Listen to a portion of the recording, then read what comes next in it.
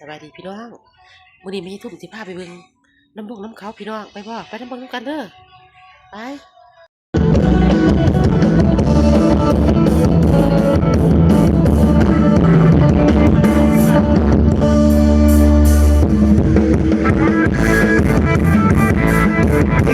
ไปกับของพี่น้องใส่ของฟ้า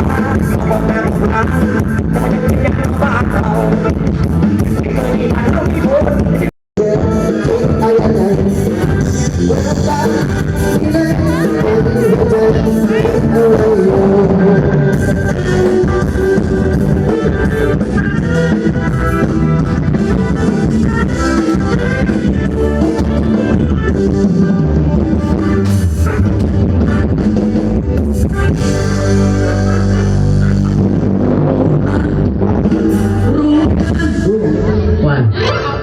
ในใจคิดอะไรอยู่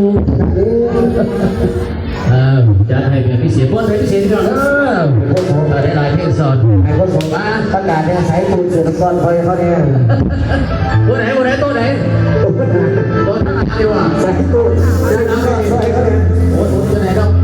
แล้วเสียเอาซุปเปอร์บีมาให้แล้วปริญญาเลยทำก็นานเลย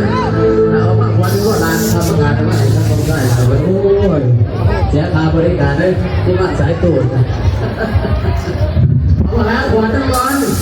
บริการเรื่องนี้นะการทุกคนบรรยากาศเรื่องผมคือเก่าเรื่องพี่น้องเรื่องผมคือเก่ามาแล้วเนาะเสียงเทพพัดไปจากทางที่คุณลุงดีเนาะจะได้กันที่เขาบอกว่าชุดไปพี่น้องชอบเรื่องแบบต้องแต่หนาวเนาะผู้ใดพูดชื่อว่าหนาวนี่ยับเข้าหากันนะพี่น้องยับเข้าหากันด้วยเนาะยับเข้าหากันด้วยไว้โดนไปโดนก็ไปเอาไป